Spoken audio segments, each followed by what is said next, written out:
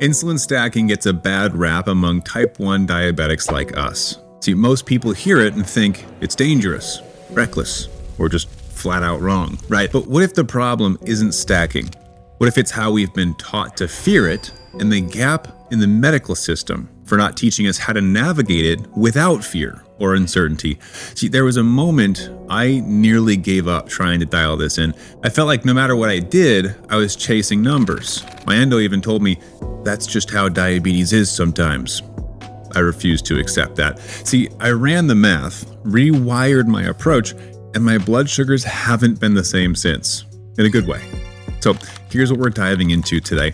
The misconception about stacking insulin that actually did nearly wreck my control, how I turned a don't into one of my most powerful tools that keep me 99% time in range, as well as the science of insulin timing that most doctors never talk about. And I'll teach you more than what they have time to cover in your appointments if you stick around until the end.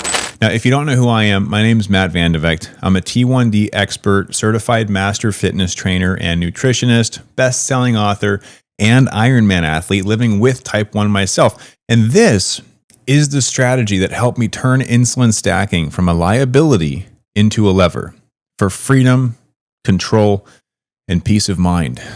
And if you've ever feared stacking or been told not to stack insulin, drop stack in the comments before we begin. When I was first diagnosed, don't stack was drilled into me. Every doctor, every educator, same warning, you'll crash, you'll hypo. And to be fair, I did, right? I'd rage bolus after a spike, then stack another correction because I was impatient and nervous about these diabetic complications I kept hearing about.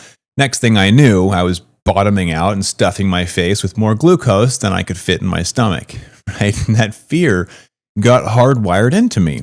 And for years, I believed it. I remember sitting there staring at my CGM graph, watching the roller coaster, 250, down to 50, back up to 180, and just thinking, maybe this is just how diabetes works.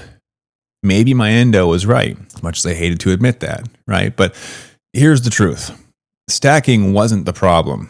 The problem was not understanding the concept of insulin timing. In fact, have you ever been told, don't stack, but you still feel like you're constantly chasing numbers?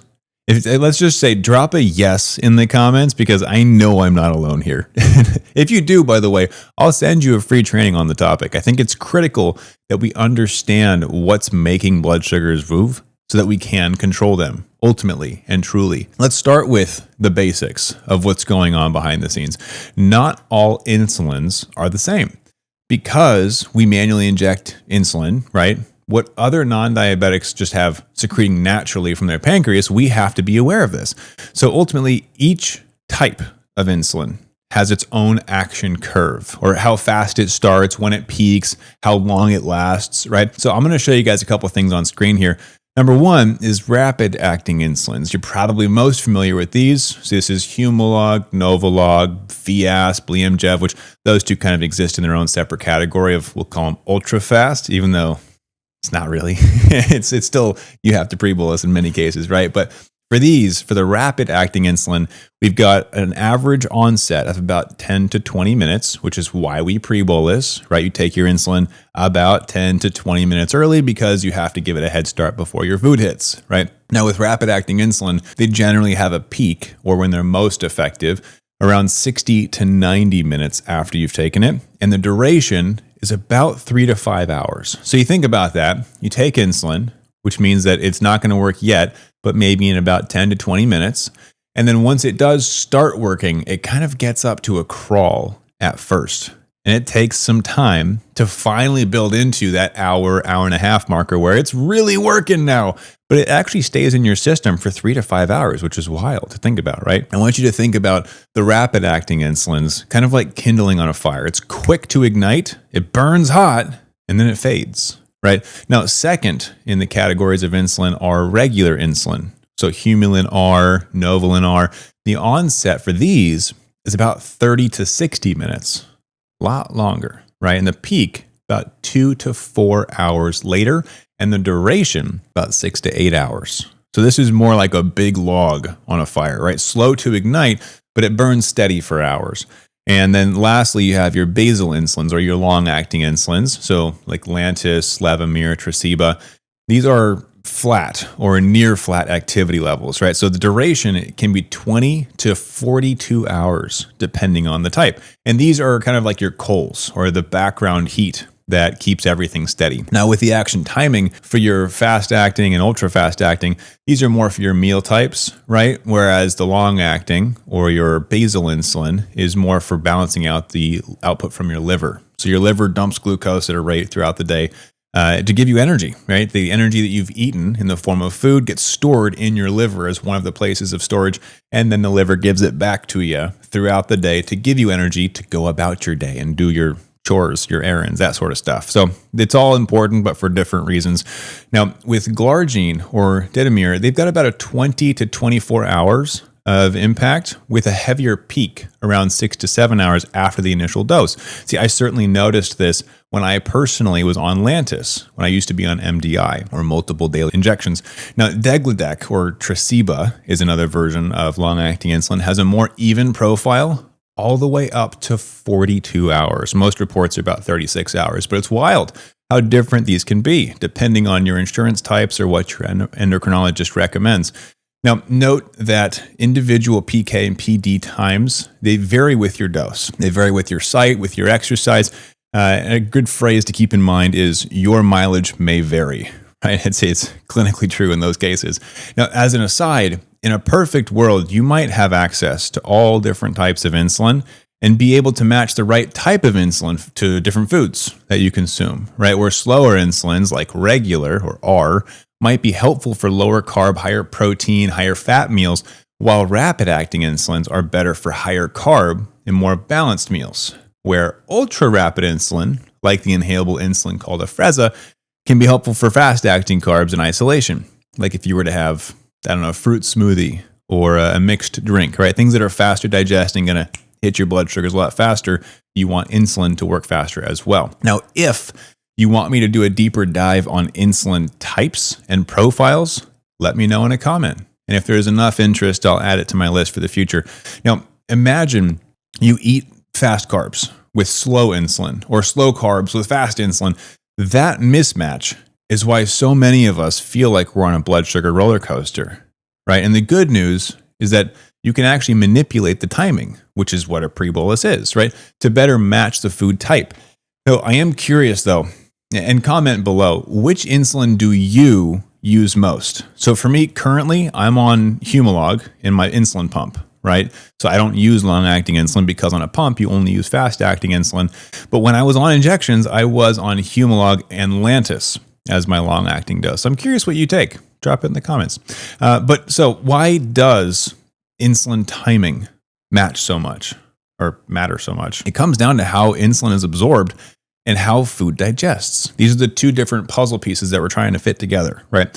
So at the injection site, let's understand this first. Rapid insulins are engineered with tweaks. So Fiasp, for example, uses vitamin B3 or niacinamide, right? Speeds absorption via local vasodilation, or your blood vessels get bigger to allow insulin to pass through easier, okay? And more monomers to dilate blood vessels so insulin can be absorbed faster, which is why Fiasp is ultimately a faster insulin. Now, if you didn't know this, understand that there are different types of insulins. And with the different types, you're going to see different speeds. With different speeds, you have different reasons. So if you can understand how these different reasons will benefit you, you're able to pick better insulin types for your dietary choices. Now, Liamjev is formulated with citrate and trephostinil to accelerate uptake. In regular insulins, we talked about R, forms clusters called hexamers, and they have to break apart before their absorption, which is why it's so much slower. So that's the first piece. Now, second is in the bloodstream, right? Insulin passes through the liver before hitting muscles and fat. Faster absorption more quickly suppresses hepatic glucose output. Hepatic refers to the liver. Insulin controls HGP via direct and indirect pathways, which is helpful after meals. Now, the third piece behind this is digestive timing mismatch, which ultimately was what the whole puzzle piece is about in the first place, right? So simple carbs are absorbed in about 15 to 30 minutes. Proteins and fats, digestion is delayed and it hits about 2 to 6 hours later. way different. So the food types at your meals means you do have to consider different timings with your doses. So I want you to picture sending a bus and a train to the same station, right? So you have a bus taking passengers to transfer to the train. If they don't arrive together, there's chaos on the platform, right? If the bus arrives too early and brings glucose to the station too early, the passengers just sit there all bunching up and they're just loading and loading and loading, and the blood glucose rises if there's no train to take it out of the station, right? That's your blood sugar when insulin and carbs don't match up. So understanding that the timing behind this ultimately is what's going to deliver those stable glucose numbers after your meals. And this is why timing isn't a small detail. It's the difference behind chasing highs and predicting stability.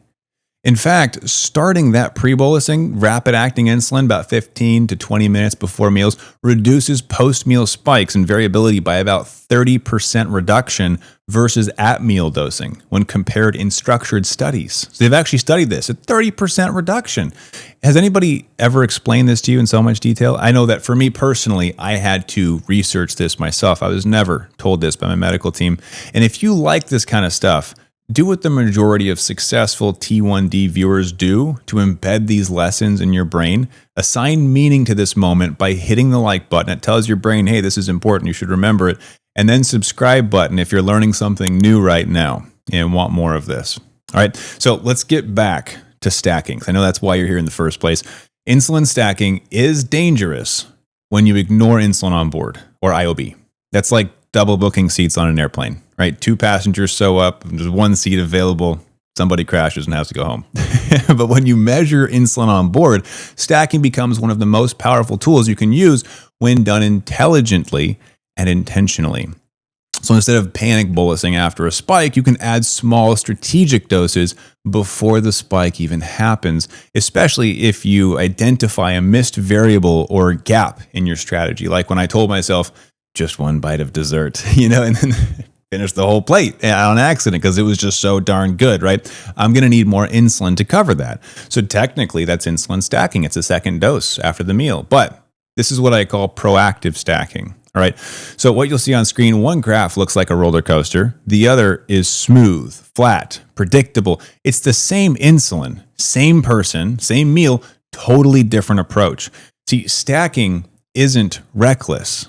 It's strategy when done correctly. And here's the thing, when done correctly, it's truly, in all actuality, a game of balance. See, when I was first diagnosed, I was told to never, under any circumstances, give more than 1 dose of insulin in a 2-hour window of time. If I was high, wait it out for at least 2 hours, then correct. However, now we know that if, for example, my blood sugars are low right now, how fun.